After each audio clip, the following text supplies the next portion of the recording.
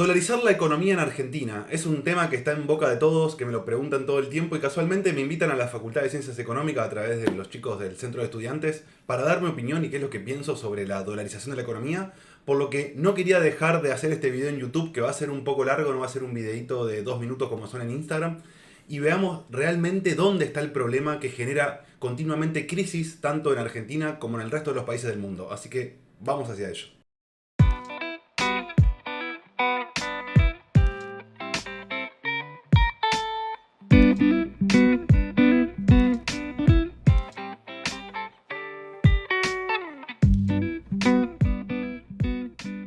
Por lo que se plantea el problema, ¿no es cierto?, de que la emisión de pesos sin respaldo genera una inflación muy alta y persistente. Hace más de 70 años que seguimos con el mismo problema. ¿Por qué? Porque el gobierno gasta más de lo que le ingresa. Entonces, si nosotros como individuos gastamos más de lo que nos ingresa, tenemos dos soluciones. O pedimos plata prestada, que es lo que hace la mayoría de las personas, toma deuda, o tenés que salir a aumentar tus ingresos, ¿no es cierto?, a buscar otro laburo para tratar de mantener ese nivel de consumo que vos estás buscando. El país tiene exactamente las mismas herramientas. O pide plata prestada, o aumenta su ingreso, que es aumentar los impuestos, o emite dinero para poder financiar eso que está gastando de más. Pero claro, emitir dinero sin respaldo genera inflación. Si vos dolarizás la economía, no vas a tener más el problema de inflación. La inflación va a converger a la inflación de Estados Unidos, pero si vos seguís gastando más de lo que te ingresa, o tenés que seguir pidiendo prestado dólares, o seguir aumentando todo lo que pueda los impuestos para mantener ese nivel de gasto o bajar el gasto, ¿no es cierto? Pero acá vamos a ver realmente cuál es la raíz del problema, porque sí, claro, podemos dolarizar que se termine la inflación, pero si el gobierno sigue gastando más de lo que le ingresa, va a tener que depender que le estén prestando plata desde afuera continuamente y cuando le dejan de prestar, explota de vuelta, ¿no? Por lo que vamos realmente a la raíz del problema. Porque nos estamos planteando de que, claro, tenemos que cambiar el peso por el dólar, es un problema monetario, es un problema de moneda, es un problema de dinero, pero no estamos planteándonos qué es realmente el dinero. Y hay una gran diferencia con lo que era el dinero en la antigüedad y con lo que es actualmente y en lo que se está convirtiendo. Originalmente el dinero es una herramienta que me facilita el intercambio. Vos vas, trabajás y ese trabajo que hiciste después lo intercambiás por bienes y servicios. Si no habría dinero en una economía de trueque, es muy difícil, ¿no es cierto?, conseguir, si yo quiero un pedazo de carne y soy peluquero, cuántos cortes tengo que darte de pelo para que vos me des carne. Y si vos no querés todos esos cortes de pelo, yo no puedo dárselo a otro, es un quilombo, ¿no? Entonces el dinero lo que viene a hacer es reemplazar esto, que sea más fácil el intercambio de bienes y servicios, y también postergar el consumo, ¿no es cierto? Ahorrar. Yo trabajé este mes, pero todo lo que trabajé no me lo quiero gastar este mes. Quiero ahorrar una parte para irme de vacaciones a final de año, para comprar una casa, comprarme un auto. Entonces, esto es lo que permite el dinero que en una economía de trueque no se podría hacer.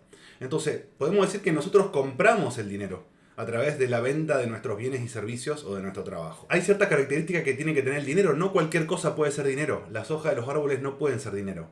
¿Por qué? Porque tiene que ser poco común, tiene que ser fácilmente reconocible, se tiene que poder dividir, sustituir uno con otro. O sea, si vos me das 1000 pesos y yo te los debo, el mes que viene yo te devuelvo los 1000, pero no hace falta que sea exactamente el mismo billete. Puede ser otro billete de 1000, siempre y cuando sea un billete de 1000. Entonces, estas son características, que se pueda llevar sin problema y que sea durable. A lo largo del tiempo, el dinero fue una manifestación privada.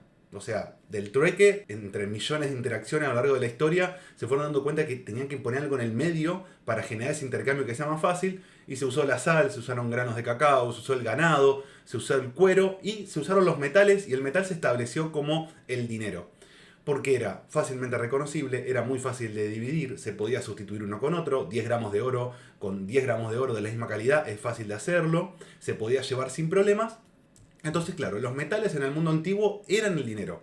Era una manifestación privada y cumplía con las tres características del dinero. Unidad de cuenta, yo podía saber cuántos gramos de oro valía un determinado bien.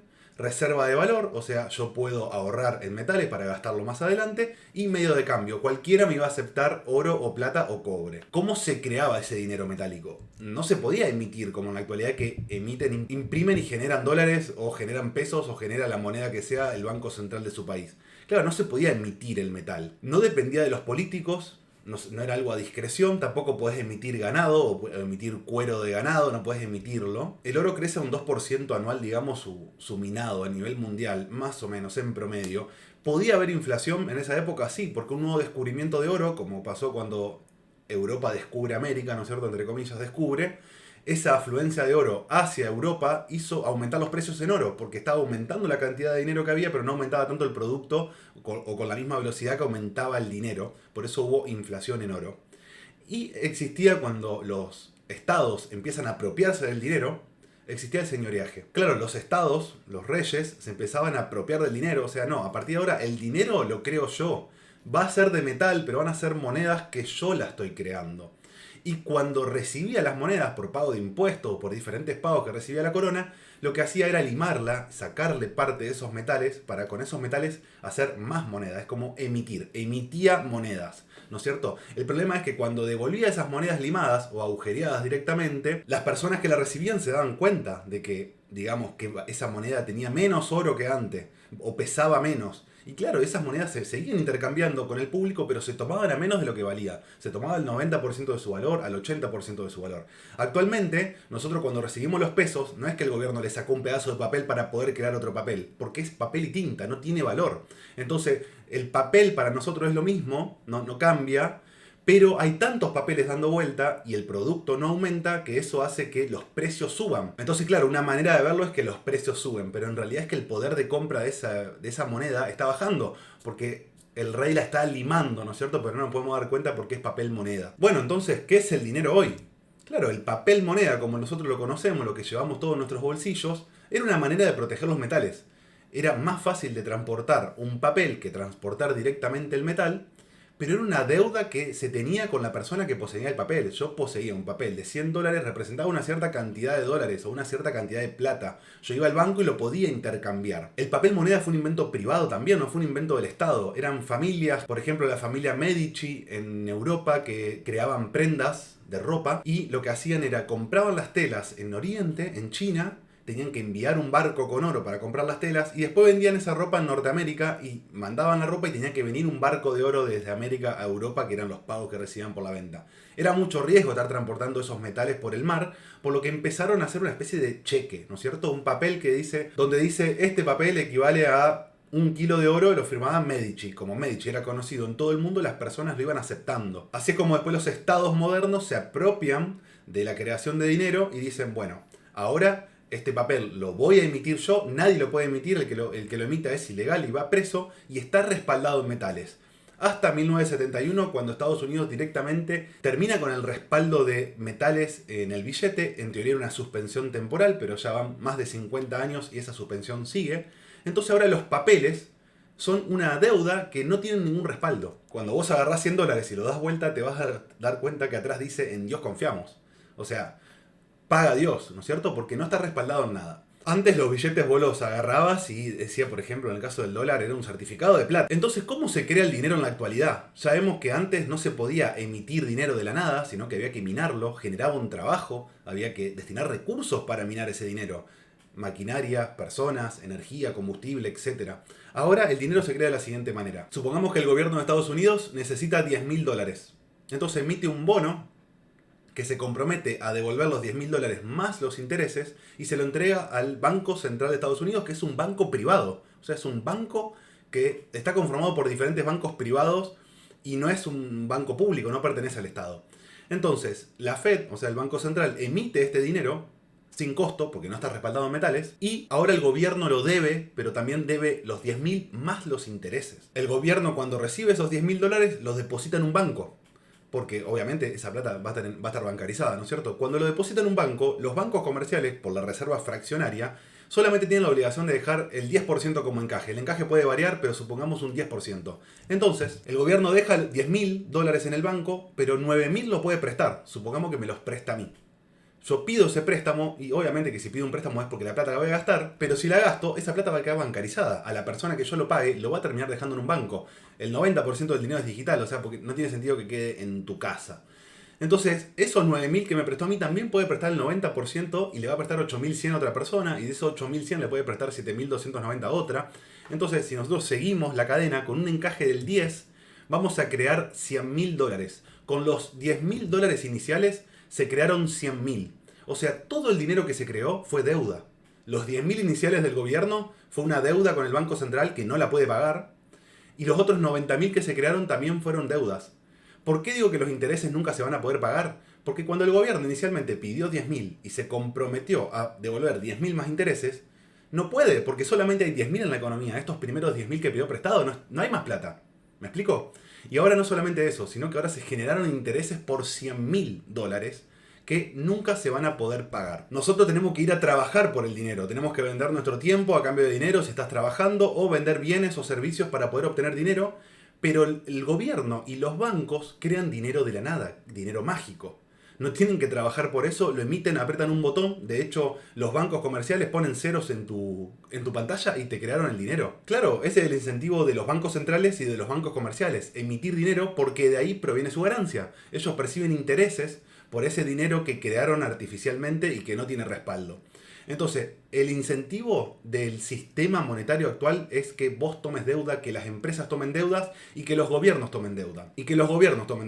Por eso el valor del dinero se genera porque lo debo. Es una deuda y estoy dispuesto a ir a trabajar para pagar lo que debo. Entonces, claro, es muy fácil, salís a la calle y levantás la cabeza y lo primero que ves es cuotas, préstamos, cuotas, préstamos. Llévate el auto hasta con un 90% financiado. Porque claro, así es como se crea el dinero. Entonces cuando vos ves el nivel de deuda que hay a nivel mundial de gobiernos, de países y de personas, ves que siempre es en aumento. Porque la solución siempre es con más deuda. Es un problema donde se está incendiando y tiran más nafta al fuego. Por lo que siempre la solución va a ser deuda. Fíjense, máximo histórico en 2020 la deuda mundial experimentó el mayor aumento en 50 años. Pero fíjense que el gráfico es en suba. Esta es la deuda pública en Estados Unidos. Cada vez el gobierno de Estados Unidos se tiene que endeudar más para devolver lo que debe. Y de hecho nunca puede. Puede devolver una parte, pero va a seguir debiendo cada vez más. Este es un caso que dejé en la década del 50 en Estados Unidos de Jerome Daly, que esta persona hipoteca la casa con un banco, no podía pagar la hipoteca, y esta fue una de las tantas personas que le pudo ganar el juicio al banco, argumentando de que él en ese contrato, en esa hipoteca, él entregó un bien, cuando en realidad el banco no entregó un bien. Solamente puso ceros en la pantalla, en la cuenta de él, pero cuando pone esos ceros, las reservas del banco no aumentan, no cambian, directamente pone ceros, pero los depósitos de los clientes de ese banco sí aumentan. ¿Me explico? Porque está poniendo ceros mágicamente. O sea, si el banco tiene $1.000.000 o $1.000.000 entre todos sus clientes, me puede prestar a mí $5.000 por ese encaje sin que cambie su composición, y solamente ahora lo que agrega es que tiene una persona más que tiene $5.000. O sea, está creando dinero de la nada. Obviamente que estos casos quedan totalmente cajonados, nadie sabe de esto, pero existen personas que han ganado el juicio al banco porque realmente ellos crearon el dinero de la nada, sin consecuencias. Cuando los bancos se funden, el Banco Central sale de prestamista de última instancia para socorrer a los bancos. O sea, hacen plata de manera privada y de manera gratis porque crean dinero de la nada. Y cuando hay que afrontar las pérdidas, las socializamos entre todos, ¿no es cierto? Y salvamos a los bancos emitiendo más plata aún. Es un círculo de nunca acabar. Eso hace que, claro, no solamente el peso pierda valor a lo largo del tiempo, sino que fíjense lo que es el dólar. El dólar perdió el 95% de su valor entre 1913 y 2013. Súmenle 10 años más, perdió casi todo su valor.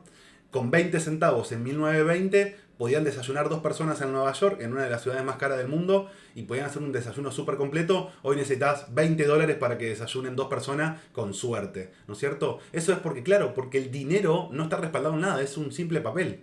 Va perdiendo valor a lo largo del tiempo porque no representa nada. Se terminó convirtiendo en las hojas de los árboles que yo decía al principio del video, ¿no? Una locura. Claro, otra manera de verlo es cuánto valía el oro. En la década del 30 valía $20 la onza, son 28 gramos y pico. Y en 2020 valía $1.770 la onza. Hoy vale casi $2.000 la onza. Eso es, ¿el oro sube de valor? ¿O en realidad es que el dólar pierde valor, el oro sigue siendo oro? Acá tenemos una gráfica del oro desde 1970-75. Estaba en $100 la onza y hoy está en casi $2.000. Claro, ¿por qué? Preserva su valor el oro, porque no se puede emitir a discreción como sí emiten los dólares.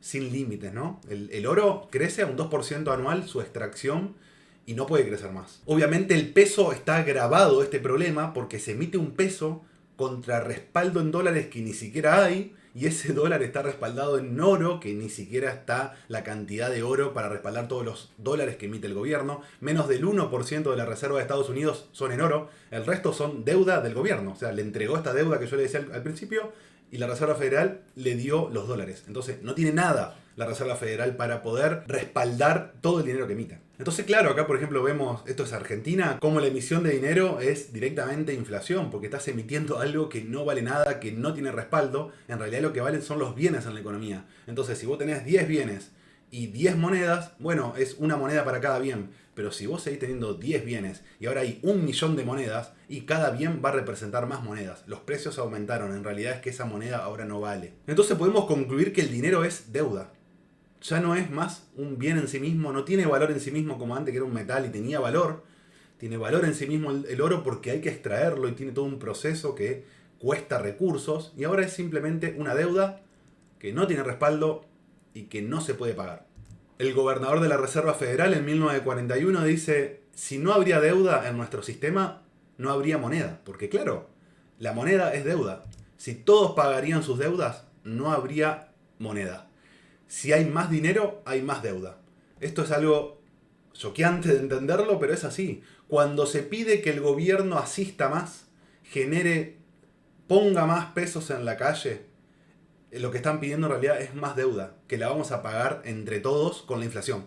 Así se pagan las deudas, ¿no es cierto? Así pagan las deudas todos los gobiernos, con la inflación. Es la consecuencia de emitir algo que no tiene respaldo. Porque si la inflación no sería causa de la emisión, bueno, que los gobiernos emitan plata, nos den a todo $1.000.000 o $1.000.000 o 1.000.000 de lo que sea, de papelitos de colores, y nadie trabaja. Entonces, claro, vamos a tener todos $1.000.000 en el bolsillo, pero cuando salgas a comprar, si nadie está trabajando, no va a haber bienes y no va a haber servicios. Los pocos bienes que hay, no te lo van a cobrar a $1, te van a cobrar la botella de agua a $2.000.000, porque es la única botella que hay en todo el barrio. Entonces, es darte cuenta que siempre el valor de una sociedad está en los bienes que produce, no en el dinero que emite. Ojalá, ¿no? No trabajaríamos nadie y que el gobierno emita sería completamente fácil. John Adams, presidente de Estados Unidos, hay dos maneras de conquistar y esclavizar a una nación. Una es con la espada, la otra es con la deuda. Todo el mundo está endeudado. 7 de cada 10 argentinos están endeudados, 3 de cada 10 argentinos están endeudados en más del 50% de su sueldo. Nos hemos convertido en una sociedad atrapada en la creditocracia. El objetivo es mantenerte endeudado el mayor tiempo posible, dice la BBC. El 22% del total de los dólares existentes se han impreso solo en 2020. Fíjense que un quinto de los billetes que hay dando vuelta en circulación se emitieron solamente en un año. El oro crece al 2% anual y esta gente te emite un quinto de todos los dólares que hay en el mundo en un año. Entonces, claro, cuando vemos los que dicen también los banqueros, los grandes banqueros de este mundo, lo que controlan realmente el sistema, entendemos también de dónde viene todo esto, ¿no? Deme el control sobre el dinero de una nación y no me importará quién redacte sus leyes. Porque claro, vos estás creando el dinero. Yo tengo que ir a trabajar, vos tenés que ir a trabajar por el dinero y el banco aprieta un botón y crea dinero mágico. Eso tiene consecuencias, genera inflación. Pero a ellos no les importa porque siguen creando cada vez más dinero. Nunca tienen menos, siempre tienen más. Thomas Jefferson. Si el pueblo permite un día que los bancos privados controlen su moneda, los bancos y las instituciones que florecerán en torno a los bancos privarán a la gente de toda posesión, primero por medio de la inflación, enseguida por la recesión, hasta el día que sus hijos se despertarán sin casa y sin techo sobre la tierra que sus padres conquistaron. 1802, pasaron 200 años, más de 200 años y estamos en esta situación. La mayoría de las personas no tiene casa, no tiene techo y le es imposible poder comprar una propiedad, literalmente imposible. ¿Por qué? Por la inflación, que destruye el poder de compra de la moneda por el cual vos vas a trabajar. Por lo que, si me dicen dolarizar la economía, y no es la solución, porque tampoco es el problema el peso, sino es que es todo el sistema monetario. Entonces, el problema está en la reserva fraccionaria de los bancos, que los bancos pueden crear dinero artificialmente, no lo crean con un ahorro genuino. O sea, si yo dejo dinero en plazo fijo, está perfecto que el banco se dé vuelta y preste esa plata, porque para algo yo se la estoy prestando al banco y por algo me está pagando una tasa de interés. Pero que esté prestando plata que no es ahorro genuino, que es simplemente un depósito que yo se lo confié para que me lo guarde, no para que lo esté prestando, hace que artificialmente se expanda la oferta de dinero, que se empiecen a tomar malas decisiones de inversión, porque la tasa de interés está muy baja, porque te dan préstamos por cualquier cosa, y eso después constituye en una crisis. Y en todas las crisis que vemos, y todas las crisis que han pasado son todas crisis de crédito. Llega un momento que nadie puede pagar todo lo que debe y se achica la cantidad de dinero que hay dando vuelta y se genera una crisis. Entonces, reserva fraccionaria es un problema. Si yo dejo plata en el banco como un depósito, eso no lo puede prestar el banco. Y los bancos centrales como prestamista a última instancia. O sea, estamos dejando que los bancos comerciales hagan cualquier cosa, total después los bancos centrales lo van a rescatar con la plata nuestra. Claro, la consecuencia de estos problemas son la inflación constante y crisis de crédito asegurada siempre. ¿Cuál es la solución? La banca Simons. Separar la banca entre depósitos y préstamos. El depósito tiene un encaje del 100%. Yo dejo 100.000 pesos en el banco, no se lo di en plazo fijo. Tiene que tener esa plata ahí, no se la puede prestar a otra persona. Y si yo se la presto en un plazo fijo, sí la puede prestar. Eso quiere decir que el ahorro está generando inversión. Pero no que se genere crédito sin ahorro genuino porque conduce a una crisis, ¿no es cierto? Y otra solución es dinero privado. ¿Por qué el gobierno se reserva el derecho de emitir un único dinero y encima no tiene respaldo y genera inflación? Entonces, dinero privado, como fue en la antigüedad, ¿no es cierto? Dinero que las personas aceptamos, que las personas queremos. Todos ahora en Argentina queremos el dólar, pero porque la mayoría no entiende todo esto que estoy hablando. En realidad está buscando otro papel que pierde el valor más lento de lo que lo pierde el peso, pero en sí todo lo pierde el valor. Por lo que estas son soluciones que son soluciones macro, no lo puedo cambiar yo, no lo puedes cambiar vos, no se puede cambiar. Imaginen cambiar todo el sistema monetario cuando hay muchos intereses en juego, donde hay poca gente que está ganando muchísima plata porque crea dinero de la nada, no lo vamos a cambiar. Entonces, ¿cuál es la solución micro? La solución que te planteo a vos, que estás entendiendo todo esto y que te estás también replanteando cómo funciona el mundo, es nunca tengas un sueldo y ganás siempre lo mismo. Siempre tu ingreso tiene que ser creciente mes a mes. Para poder combatir la inflación tenés que buscar tener un ingreso creciente, un ingreso variable. Si estás ganando fijo en un lugar, tenés que ver la manera de variabilizarlo, de hablar con tu jefe, de buscarle la vuelta. Obviamente que yo a las personas que hablamos cara a cara y conocidos le digo, vos tenés que estar ganando algo variable y para ganar algo variable tal vez tenés que convertirte en un vendedor. Entonces, mientras yo más unidades vendo o más unidades fabrico, más gano. Porque si gano siempre lo mismo voy a estar súper condenado. No ahorrar papelitos de colores, pierden valor. No ahorres en papeles. No ahorres en papeles. ¿Querés ahorrar a 10 años? Un ahorro, comprá metales. Comprá criptomonedas. ¿Querés invertir la plata para que te genere más plata? Obligaciones negociables, acciones, CDR, etcétera, etcétera, etcétera. ¿Te vas de vacaciones dentro de 6 meses? Bueno, quédate con dólares. Sabemos que es una ficción, pero de acá a 6 meses el valor del dólar no cambia drásticamente. Pero ahorrar dólares a 10 o 20 años, como lo hace la mayoría de las personas, es una gran pérdida, pero pérdida de dinero. Mi abuela tiene dólares comprados a 3 pesos y ella está recontenta porque dice, no, ahora vale 500. Sí, abuela, pero con $1.000 hace 20 años no te compras lo mismo que hoy con $1.000, ¿no es cierto? Las cosas también aumentan en dólares. Así que con esto termino el video. Espero poder haber sembrado esta duda de cuál es la raíz del problema del sistema financiero y que ustedes puedan entender de cuáles son las soluciones que no se van a implementar porque no conviene que simplemente hay muchos sectores de poder que no lo van a querer cambiar nunca, siendo que es relativamente nuevo esto, porque en 1970 se termina el patrón oro, fue hace 50 años, tampoco fue hace mucho, y durante cientos de años se ha usado el oro o los metales como moneda, porque era algo privado. Pero están las soluciones micro, que son lo que vos tenés que cambiar vos, tu vida, tu forma de trabajo, tu forma de ahorro y tu forma de percibir el dinero, que en realidad el dinero, como viste, no existe.